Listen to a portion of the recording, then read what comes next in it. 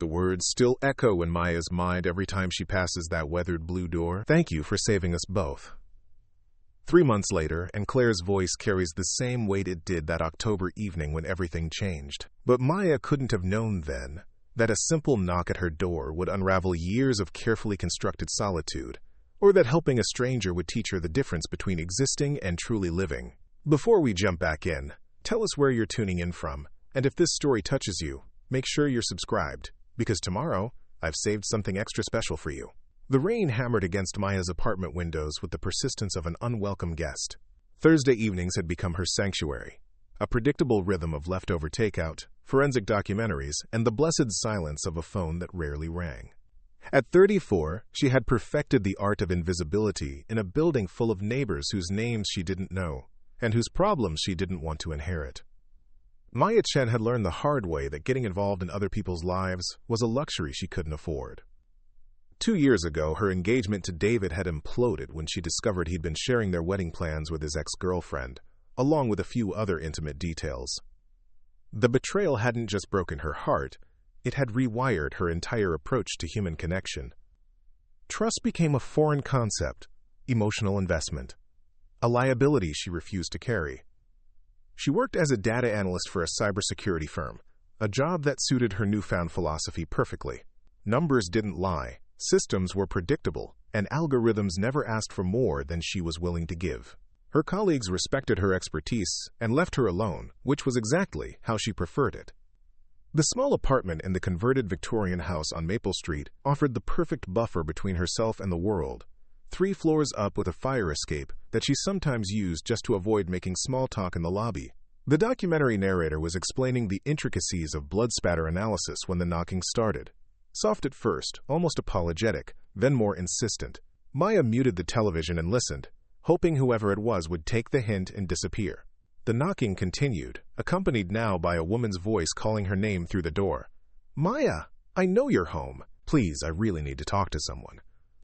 The voice belonged to Claire Hastings from 2B, the young woman who'd moved in 6 months ago with her husband Marcus. Maya had observed them from her window occasionally, noting their obvious happiness with the detached interest of an anthropologist studying a foreign culture.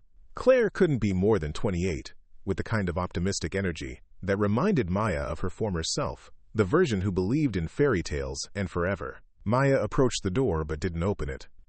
"It's kind of late, Claire. Is everything okay?" "No, it's not okay." Claire's voice cracked, and Maya could hear tears behind the words. "Marcus he's been drinking again, and I don't know what to do. I saw your light on and thought, maybe."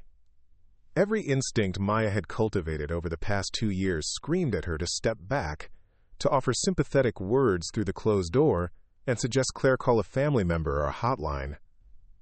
Getting involved in domestic situations was messy, complicated, and exactly the type of emotional quicksand she'd spent so long learning to avoid. She pressed her forehead against the cool wood of the door and closed her eyes. "Please, Maya. I know we don't really know each other, but I don't have anyone else right now." The desperation in Claire's voice cut through Maya's defenses, like a blade through silk. She found herself turning the locks before her rational mind could intervene, and suddenly Claire was standing in her doorway, mascara streaked down her cheeks, wearing an oversized sweater that couldn't quite hide the trembling in her small frame. "Are you busy tonight?" Claire asked, the question hanging between them like a bridge Maya could either cross or burn. "Not anymore," Maya heard herself say, the words carrying more weight than she'd intended. Claire stepped inside, and Maya noticed the way she favored her left side, the careful way she moved as if testing each motion for pain. The sweater sleeve had ridden up slightly, revealing what looked like finger-shaped bruises on her wrist. Maya's stomach dropped, and suddenly the abstract concept of helping a neighbor became something much more urgent and real. "Sit down," Maya said, gesturing toward the small couch. "I'll make some tea." As she moved around the kitchen, Maya caught glimpses of Claire in her peripheral vision. The younger woman sat rigid, hands clasped tightly in her lap, eyes darting toward the door as if expecting it to burst open at any moment. Maya had seen that particular brand of fear before, in her college roommate Sarah, who'd spent 2 years walking on eggshells around her boyfriend, until one night she showed up at Maya's dorm room with a split lip and nowhere else to go. "How long has this been happening?" Maya asked, settling onto the opposite end of the couch with 2 steaming mugs. Claire accepted the tea gratefully, wrapping her hands around the warmth.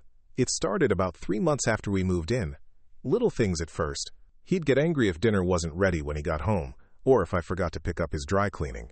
But it was just yelling then, and he'd always apologize afterward. Bring me flowers. Promise it wouldn't happen again." Maya recognized the pattern, the way abuse crept in like water through small cracks, gradually expanding until it shattered everything in its path. "When did it become physical?" "Last month." Claire's voice dropped to barely above a whisper. "He'd been passed over for a promotion at work, and he came home drunk. I asked him if he wanted to talk about it, and he just snapped. Grabbed my wrist so hard I thought he might break it. He was horrified afterward. Cried. Begged me to forgive him. Said the stress was getting to him and he'd get help. But he didn't get help." Claire shook her head, tears spilling over again. "He got worse. Tonight he shoved me into the kitchen counter because I asked him to lower the music. The neighbors were complaining, and I was embarrassed. He said I was trying to make him look bad, that I was ungrateful for everything he'd done for me." Maya studied Claire's face, noting the way she unconsciously touched her ribs when she shifted position. "Claire, you need to leave. Tonight. This isn't going to get better on its own." "I can't." The response was immediate, automatic. "I don't have anywhere to go. My family is back in Oregon, and Marcus, he handles all the finances. I don't even have access to our bank account anymore. He says it's because I'm terrible with money, but I think he just wants to make sure I can't leave," Maya finished. The isolation tactics were textbook, designed to make the victim feel helpless and dependent. "What about friends? Co-workers?" "I don't really have friends here. Marcus says I'm too trusting, that people will take advantage of me if I get too close to them. He doesn't like it when I go out without him, so I stopped trying to make connections.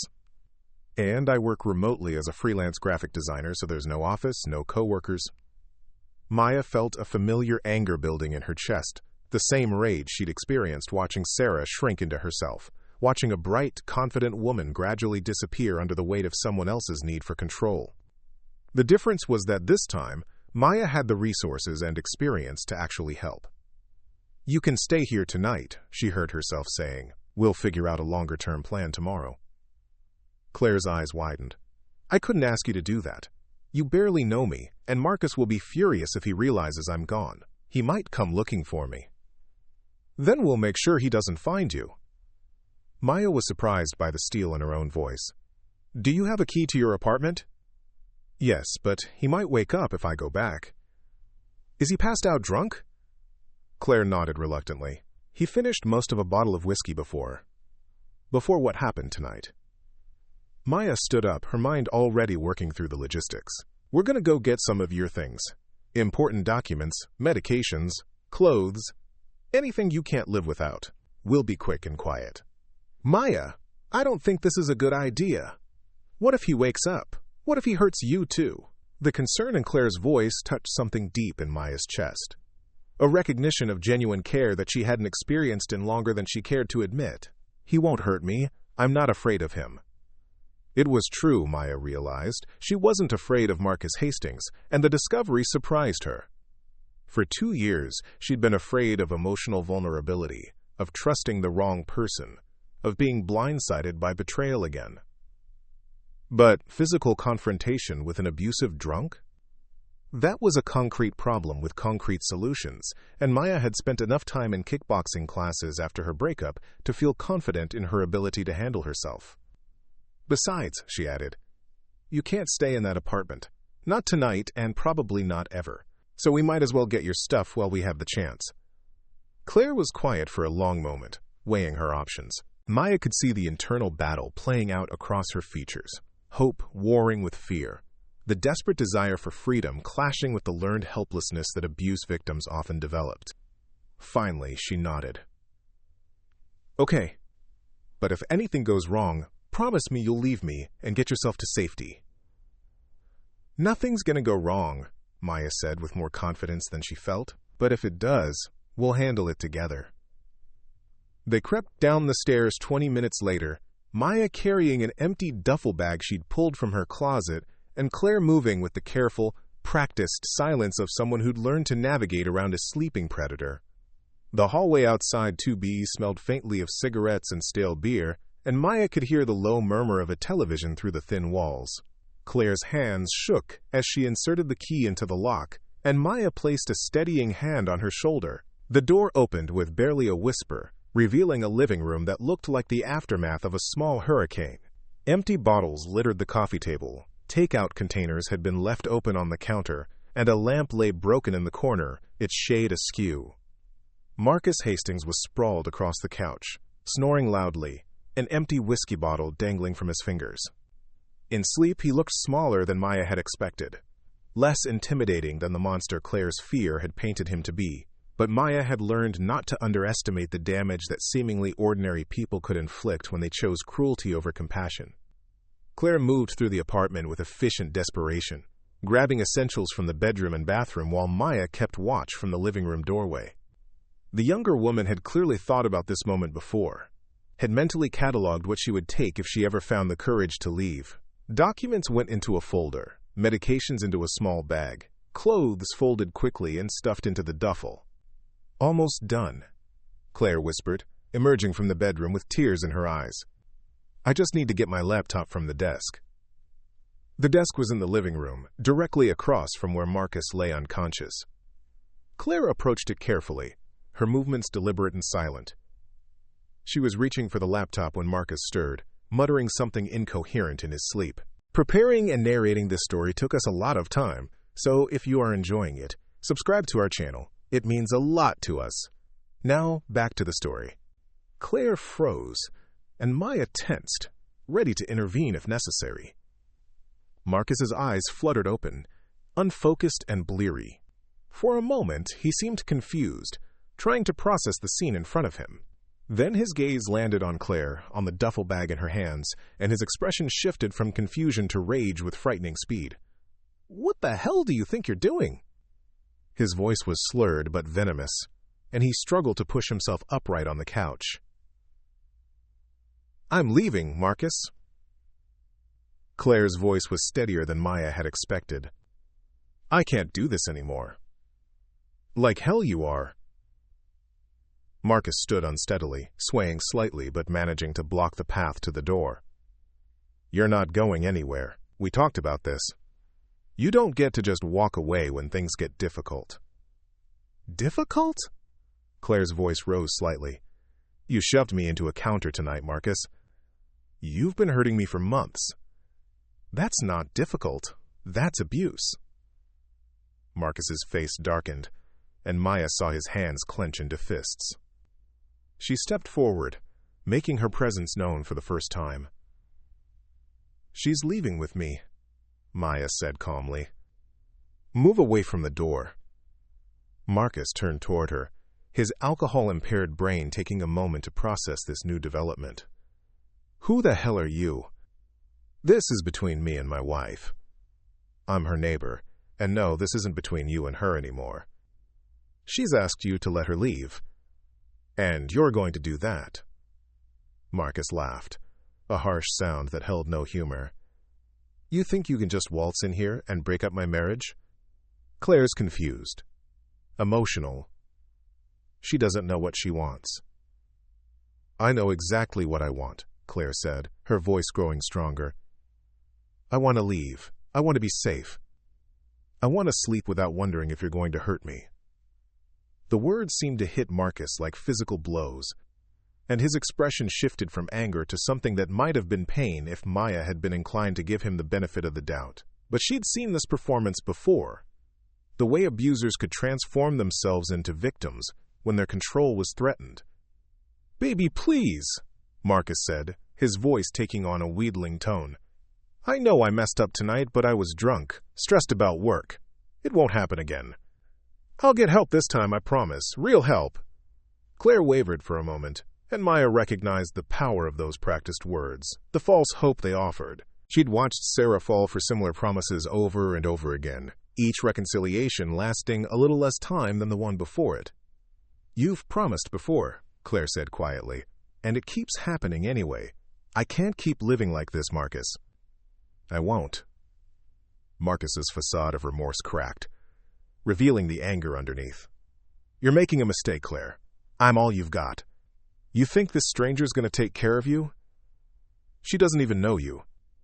Once the novelty wears off, once you become an inconvenience, she'll dump you just like everyone else has.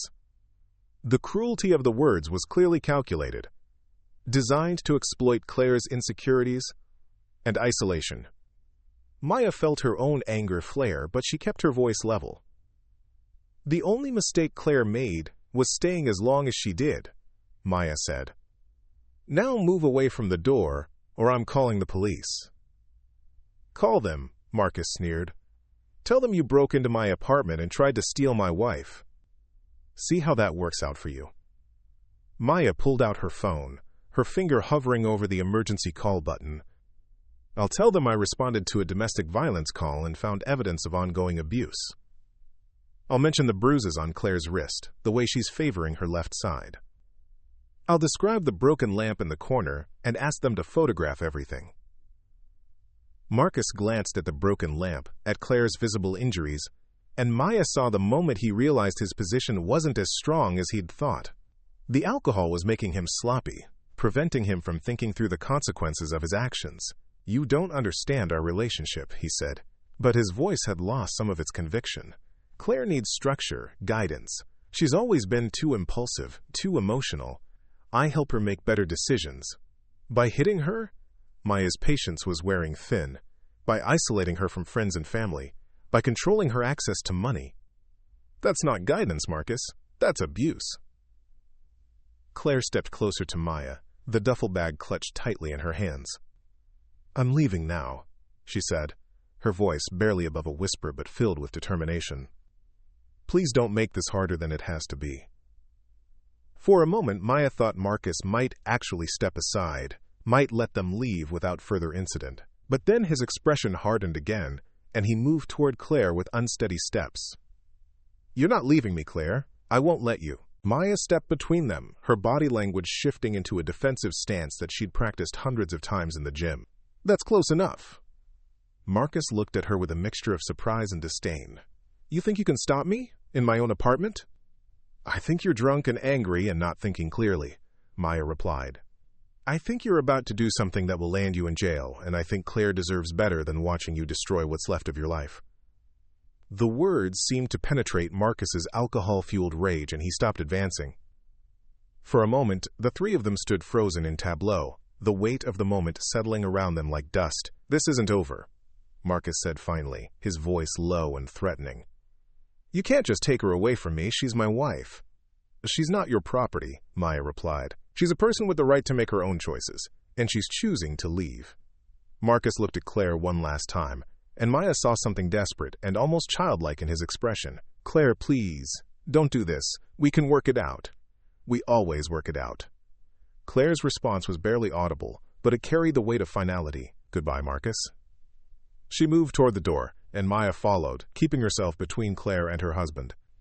Marcus didn't try to stop them again, but Maya could feel his eyes on them as they left the apartment, could sense the rage and desperation radiating from him like heat from a furnace.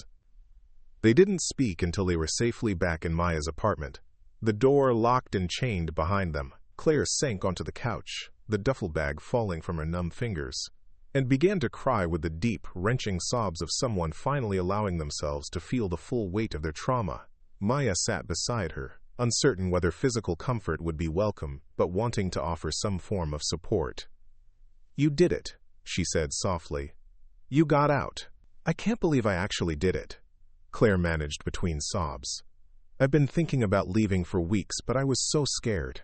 Of being alone, of not being able to take care of myself, of him finding me and dragging me back. You're safe now, Maya said, and she was surprised to realize how much she meant it. We'll figure out the rest tomorrow. Claire looked at her with red-rimmed eyes. Why are you helping me? You don't even know me. It was a fair question, one that Maya had been asking herself since she'd first opened her door. The honest answer was complicated, tangled up in her own history of betrayal and isolation, in the recognition of something broken that she might actually be able to fix. "Because you asked," Maya said finally, "and because everyone deserves to be safe." It wasn't the complete truth, but it was true enough for now. The complete truth was that helping Claire had awakened something in Maya that she'd thought was permanently dormant, a sense of purpose and connection that went beyond her carefully constructed walls of self-protection. They spent the next hour making practical plans. Maya helped Claire set up a new bank account online, using Maya's address as the mailing address for the paperwork. They researched local domestic violence resources, finding a counselor who specialized in helping abuse survivors rebuild their lives. Claire called her sister in Oregon, a conversation that involved more tears but also laughter and relief as she explained her situation and received unconditional support. "She wants me to come stay with her," Claire said after ending the call. "Just until I can get back on my feet. She's married now, has a spare room, says I can stay as long as I need to." Maya felt an unexpected pang of disappointment at the news.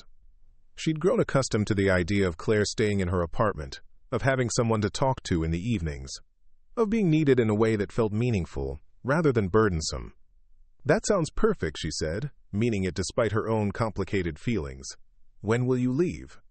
"I can catch a flight tomorrow evening if I can book something online. It's expensive on short notice. But my sister said she'd help with the cost." Maya nodded, already calculating the logistics. "We'll need to get you to the airport, make sure Marcus doesn't know where you're going. Do you think he'll try to follow you?" Claire considered the question. "Maybe. He's possessive. Doesn't like to lose. But he's also lazy when he's sober, and he hates traveling.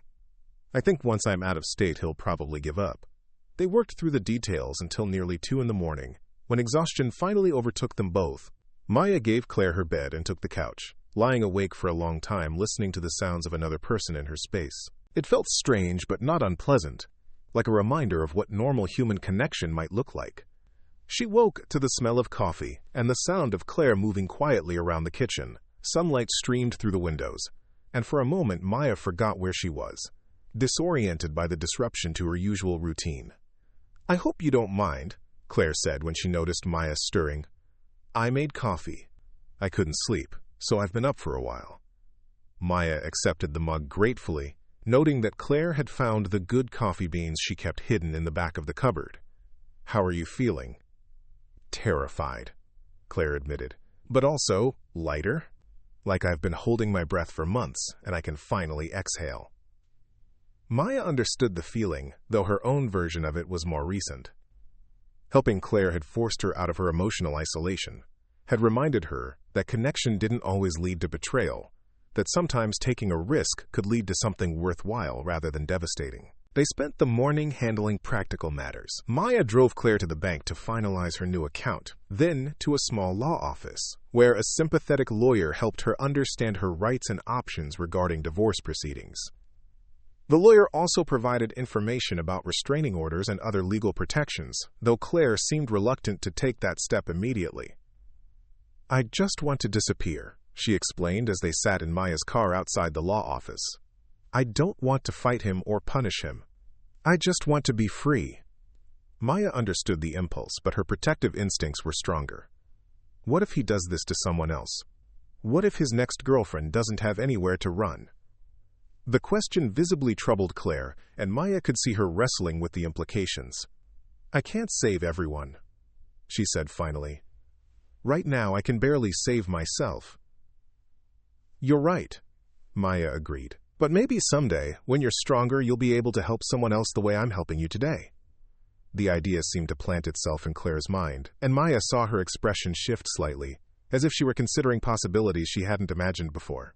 The afternoon was spent shopping for travel essentials and booking Claire's flight. Maya insisted on paying for the ticket, brushing aside Claire's protests with practical arguments about electronic payment trails and credit card security. The truth was that she wanted to do something concrete to help, something that couldn't be undone or taken back.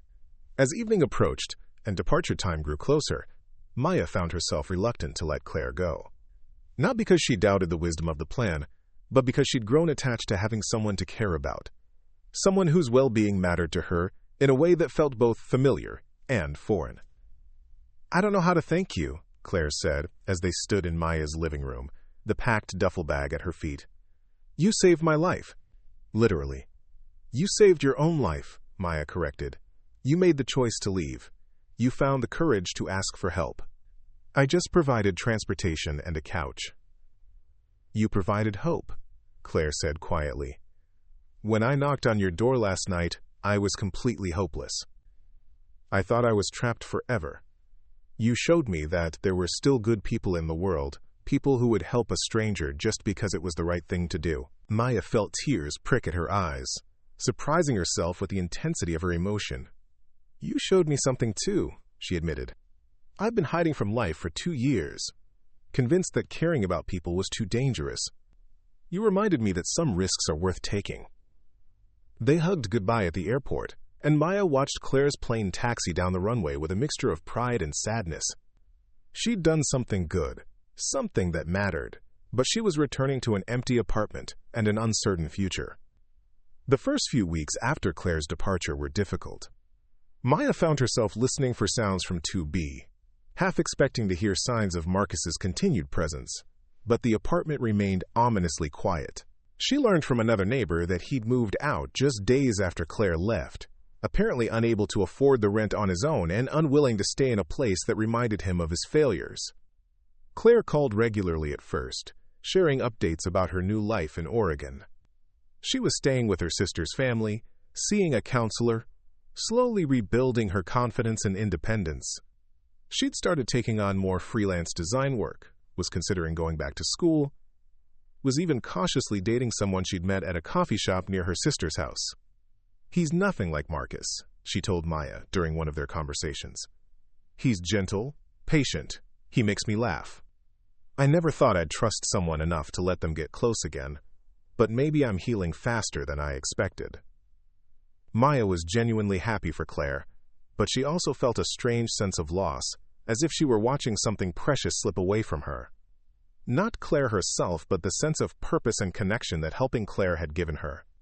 As the months passed, their conversations became less frequent, both women settling into their new routines and realities. Maya returned to her old habits of solitary evenings and emotional distance, but something fundamental had changed. The walls she'd built around herself felt less necessary, less protective, and more like a prison of her own making. It was 6 months after Claire's departure when Maya encountered Marcus Hastings for the second and final time. She was coming home from work when she saw him standing outside the building, looking haggard and desperate. Her first instinct was to call the police, but something in his posture suggested defeat rather than threat. "She's not coming back, is she?" he said when he noticed Maya approaching. His voice was hoarse, and he looked like he'd lost considerable weight. "No," Maya said simply. "She's not." Marcus nodded, as if he'd expected the answer but needed to hear it confirmed. "I've been in rehab," he said. Meetings? Anger management, therapy. I know it's too late for Claire and me, but I wanted you to know that I'm trying to be better." Maya studied his face, looking for signs of manipulation or deception, but saw only exhaustion and genuine remorse. "That's good," she said carefully. "But you're not doing it for Claire anymore. You're doing it for yourself." "I know," he replied. "I destroyed the best thing in my life because I was too broken to recognize how good I had it. I don't expect forgiveness from her or from you. I just wanted to say that I'm sorry. For everything." He walked away without waiting for a response, and Maya never saw him again. She didn't tell Claire about the encounter when they next spoke. It seemed like information that belonged to the past rather than the future Claire was building. The turning point came 8 months after that October night when everything had changed. Maya was working late at the office when she received a text from an unknown number. The message was simple. "Is this Maya Chen? My name is Jessica, and I got your number from Claire Hastings. I need help." Maya's heart rate spiked as she read the message, understanding immediately what kind of help Jessica was seeking. She called the number without hesitation, and within an hour she was driving across town to collect another frightened woman who needed somewhere safe to spend the night. Jessica's story was different from Claire's in the details, but identical in the patterns. Emotional manipulation that had gradually escalated to physical violence, isolation from friends and family, financial control that made leaving seem impossible. Maya provided the same combination of practical assistance and emotional support she'd given Claire, But this time she felt more confident, more prepared for the challenges involved. "How did you know to call me?" Maya asked as they sat in her apartment the next morning, making plans for Jessica's next steps. "Claire told me about you," Jessica explained. "We met at a support group in Portland when I was visiting my cousin. She said if I ever needed help getting out, if I ever found the courage to leave, I should call you. She said you were someone who understood." Maya felt a warmth spread through her chest, a recognition that her single act of kindness had rippled outward in ways she never could have anticipated. Claire had carried the lesson forward, had become someone who helped others in turn. Over the next year, Maya helped 3 more women leave abusive relationships. Word spread through informal networks of survivors and advocates, and her phone number became attached to whispered conversations about escape and safety. She learned to navigate the complex systems of shelters and legal aid, developed relationships with counselors and social workers, became part of a community she never knew existed. The work was demanding, emotionally draining, and sometimes dangerous. But it was also deeply fulfilling in a way that her regular job never had been. She was making a tangible difference in people's lives, helping them reclaim their agency and rebuild their futures. Maya also discovered that opening herself to these intense, meaningful connections with the women she helped had made her more open to other relationships as well. She began accepting invitations from colleagues, started attending social events, even went on a few dates with a kind-hearted teacher she met at a community volunteer event. It was during this period of gradual re-engagement with the world that Claire called with unexpected news. "I'm getting married," she announced, her voice bubbling with excitement. "To Daniel, the man I told you about. He proposed last weekend, and I said yes." Maya felt a complex mix of emotions, joy for Claire's happiness tempered by a strange sense of nostalgia for the intensity of their shared crisis. "That's wonderful news," she said, and meant it. "When's the wedding?" "Next spring. And Maya, I want you to be there." "I know it's a lot to ask, to travel all the way to Oregon for someone you only knew for one night, but you're the reason I'm alive to have this wedding. You're the reason I was brave enough to believe I deserved better." Maya didn't hesitate. "I'll be there." The wedding was everything Maya had expected it would be. Small, intimate, filled with genuine joy and hope. Claire looked radiant in a simple white dress, and Daniel's obvious adoration and gentle manner with her made it clear that she'd found someone who understood her worth. During the reception, Claire pulled Maya aside for a private conversation. "I need to tell you something," she said, her expression serious. "That night when I knocked on your door, when you let me in and helped me leave Marcus, you didn't just save me, you saved him too." Maya frowned, not understanding. "What do you mean?" "I mean that if I had stayed, if I had continued to enable his behavior by accepting it, he never would have been forced to confront what he was becoming. By leaving, by refusing to be his victim anymore, I gave him the chance to get help. And according to his sister, who I ran into a few months ago, he did get help. He's been sober for over a year, is in therapy, has a job he likes. He's not the same person who hurt me." Maya considered this perspective, one she'd never thought to examine. "So you think leaving him was good for both of you?" "I think staying would have destroyed us both," Claire replied. "And I think the courage to leave started with your willingness to open your door when I needed help most." As Maya flew back home the next day, she reflected on the unexpected trajectory her life had taken since that rainy October evening. The woman who had been so determined to remain uninvolved, so committed to emotional self-protection, had become someone who actively sought opportunities to help others, who had built a life around connection and service. The apartment that had once felt like a fortress now felt like a way station, a place where frightened women could catch their breath and plan their next moves. Maya had converted her spare room into a more permanent guest space equipped with extra clothes, toiletries, and comfort items that might be needed on short notice. Her relationship with David's betrayal had also evolved. She no longer saw it as a reason to avoid all emotional risk, but rather as valuable information about red flags and boundaries. The pain of that experience had made her more compassionate toward the women she helped, more understanding of why they stayed as long as they did, and how difficult it was to rebuild trust after it had been shattered. 6 months after Claire's wedding, Maya received a call that would change her life yet again. It was from a local domestic violence shelter, asking if she'd be interested in joining their board of directors. They'd heard about her informal network of safe houses and emergency assistance, and they wanted to formalize her role in the community response to domestic abuse.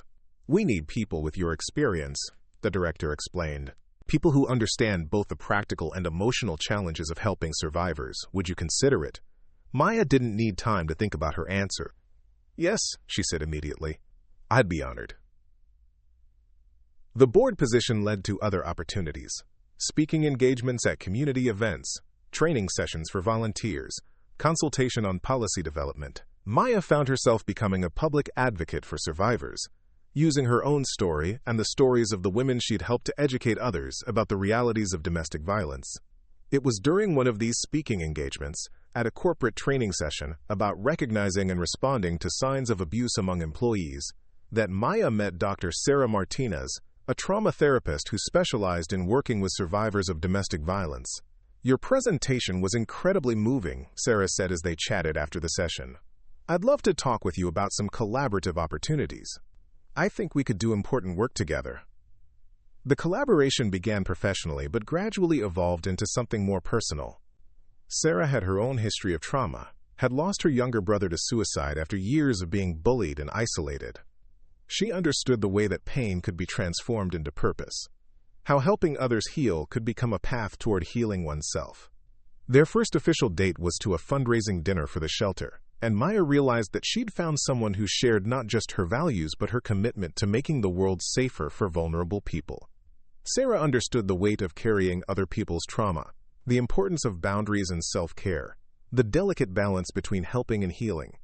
2 years later, as Maya stood in her kitchen making coffee for two, she thought about Claire's words from that long-ago night. "Thank you for saving us both." Maya now understood that the saving had been mutual, that opening her door to one frightened neighbor had opened her heart to a life she never could have imagined, one filled with purpose, connection, and love she'd thought was lost forever. Up next, you've got 2 more standout stories right on your screen. If this one hit the mark, you won't want to pass these up. Just click and check them out.